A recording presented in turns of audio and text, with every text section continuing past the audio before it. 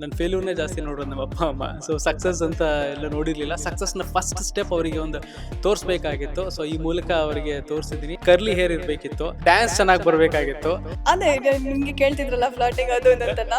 ಯಶವಂತ್ ಇಷ್ಟು ಚೆನ್ನಾಗಿ ಡಾನ್ಸ್ ಮಾಡ್ತಾರಾ, ಇಷ್ಟು ಅದ್ಭುತವಾಗಿ ಕಾಣಿಸ್ತಾರಲ್ಲ ಸ್ಕ್ರೀನ್ ಅಲ್ಲಿ ಅಂತ. ಫೋಕಸ್ನ ಬಿಟ್ಬಿಡಿ. ಕನಸುಗಳನ್ನ ಕಾಣೋದಿದೆ, ನೆರವೇರಿಸ್ಕೊಳ್ಳೋದು ತುಂಬ ಕಷ್ಟ ಆಗುತ್ತೆ. ಸೊ ಫೋಕಸ್ ಬಿಟ್ಟರೆ ನಾವು ಸಮ್ಟೈಮ್ಸ್ ಗಿವ್ ಅಪ್ ಮಾಡಿಬಿಡಬೇಕು ಅಂತಲೂ ಅನಿಸುತ್ತೆ.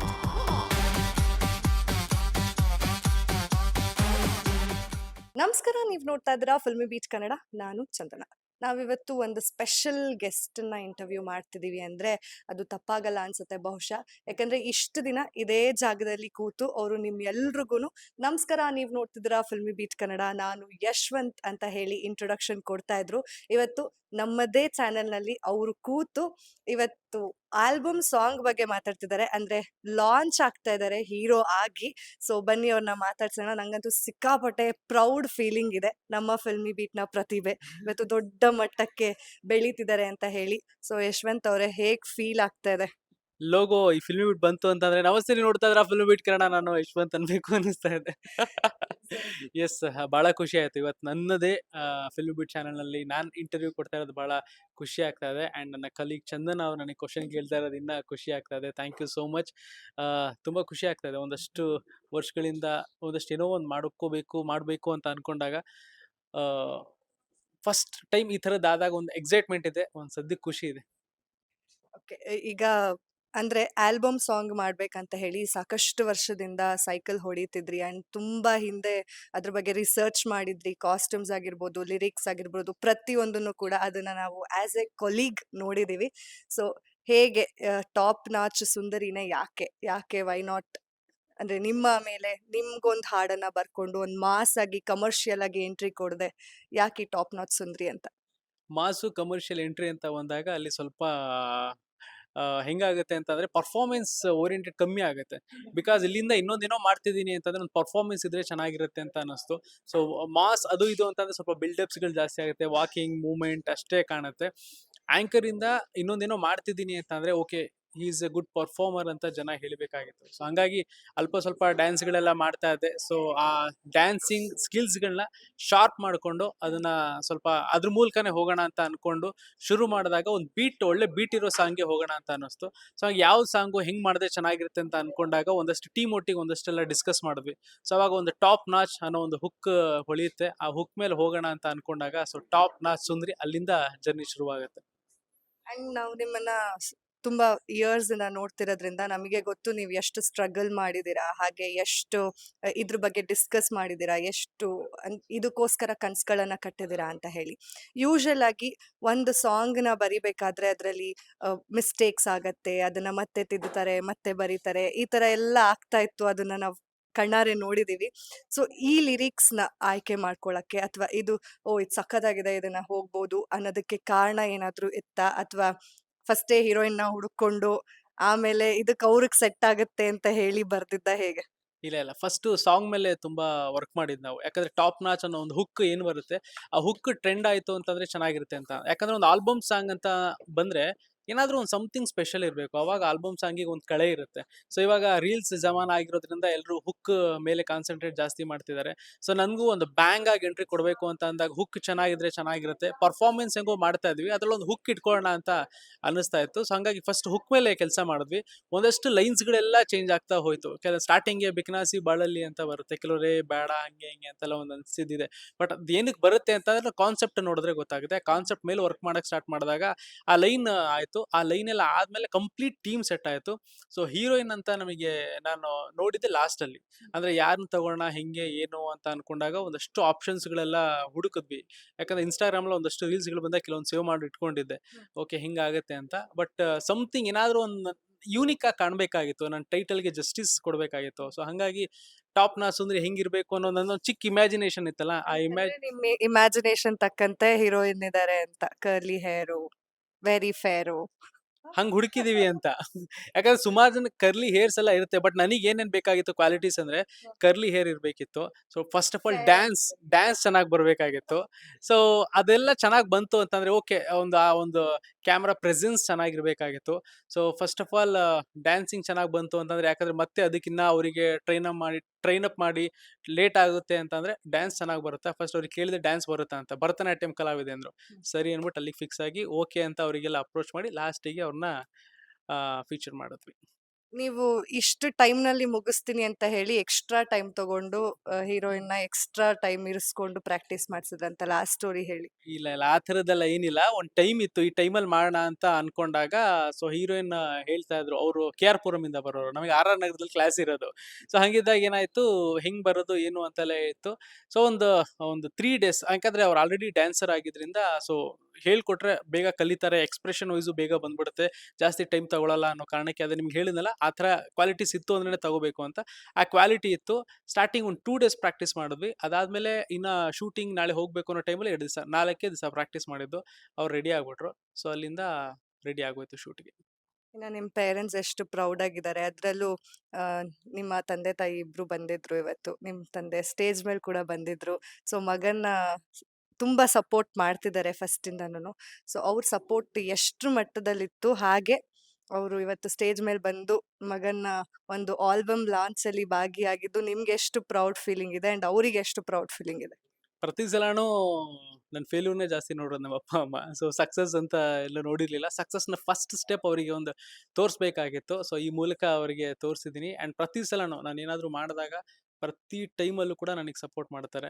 ಸೊ ಫೈನಾನ್ಷಿಯಲ್ ಆಗಿರ್ಬೋದು, ಸೊ ಒಂದಷ್ಟು ಮಾರ್ಗದರ್ಶನ ಆಗಿರ್ಬೋದು ಕೊಡೋದ್ರಲ್ಲಿ ಪ್ರತಿ ಸಲನೂ ಸಪೋರ್ಟ್ ಮಾಡಿದಾಗ ಅವರು ನನ್ನೊಂದು ಸಕ್ಸಸ್ ನೋಡಬೇಕು ಅಂತ ಬಹಳ ಆಸೆ ಪಟ್ಟವ್ರು. ಸೊ ಹಂಗಾಗಿ ಅವ್ರ ಮುಂದೆ ಈ ಥರ ಒಂದು ಮಾಡಬೇಕು ಅಂತ ಬಹಳ ಆಸೆ ಇತ್ತು.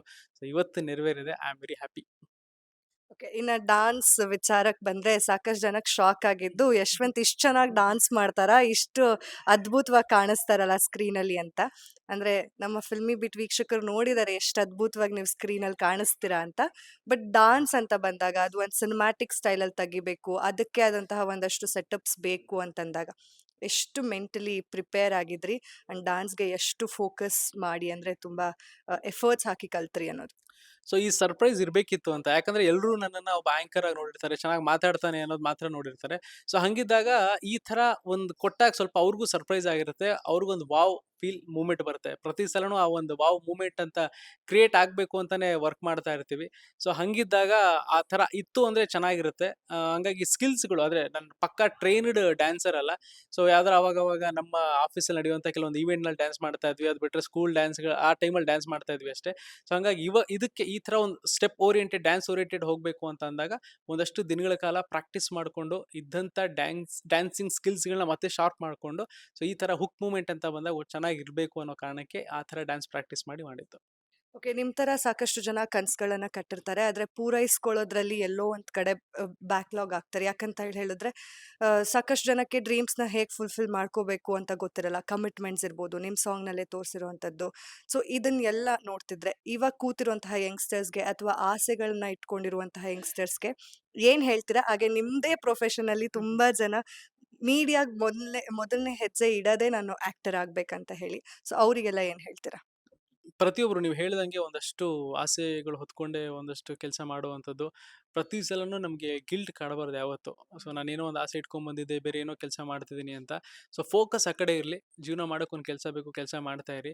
ಬಟ್ ಯಾವತ್ತೂ ಆ ಫೋಕಸ್‌ನ ಬಿಡ್ಬೇಡಿ. ಕನಸುಗಳನ್ನ ಕಾಣೋದು ಈಸಿ, ನೆರವೇರಿಸ್ಕೊಳ್ಳೋದು ತುಂಬಾ ಕಷ್ಟ ಆಗತ್ತೆ. ಸೊ ಫೋಕಸ್ ಬಿಟ್ರೆ ನಾವು ಸಮ್‌ಟೈಮ್ಸ್ ಗಿವ್ ಅಪ್ ಮಾಡ್ಬಿಡ್ಬೇಕು ಅಂತಾನೂ ಅನ್ಸುತ್ತೆ. ಸೊ ಕಂಪ್ಲೀಟ್ ಆಗಿ ಫೋಕಸ್ಡ್ ಮಾಡಿ. ಸೊ ಒಂದ್ಸರಿ ರೀಚ್ ಆಗೇ ಆಗ್ತೀರಾ. ಈಗ ನಿಮ್ಮ ಹೀರೋಯಿನ್‌ನ ನೀವೇ ಇಂಟ್ರೊಡ್ಯೂಸ್ ಮಾಡ್ಕೊಡಿ ನಮ್ಮ ಫಿಲ್ಮಿ ಬೀಟ್ ಆಡಿಯನ್ಸ್‌ಗೆ. ನಿಮ್ಮ ಫಿಲ್ಮಿ ಬೀಟ್ ಸ್ಟೈಲ್‌ನಲ್ಲೇ ಇಂಟ್ರೊಡ್ಯೂಸ್ ಮಾಡ್ಕೊಡಿ. ಯೆಸ್. ಮತ್ತೊಮ್ಮೆ ಹೇಳ್ತಾ ಇದೀನಿ. ನೀವು ನೋಡ್ತಾ ಇದ್ದೀರಾ ಫಿಲ್ಮ್ ಬೀಟ್ ಕನ್ನಡ. ನಾನು ಯಶ್ವಂತ್. ಅದೇ ಸ್ಟೈಲಲ್ಲಿ ಅಂತ ಹೇಳಿದ್ರು ಅದಕ್ಕೋಸ್ಕರ. ಅಂಡ್ ನಾನೀಗ ನಮ್ಮ ಟಾಪ್ ನಾಚ್ ಸುಂದರಿ ಪ್ರಕೃತಿ ಅವ್ರನ್ನ ಸದ್ಯಕ್ಕೆ ಇಂಟ್ರೊಡ್ಯೂಸ್ ಮಾಡ್ಕೊಡ್ತೀನಿ. ಇಲ್ಲೇ ಇದ್ದಾರೆ. ಎಸ್ ಪ್ರಕೃತಿ ಕಮ್. ಹಲೋ ಯಶವಂತ್ ಅವರೇ. ಹೇಗಿದ್ದೀರಾ? ತುಂಬಾ ಸಖತ್ತಾಗಿ ಕಾಣಿಸ್ತಾ ಇದ್ದೀರಾ. Thank you so much. ನೀವು ಕೂಡ.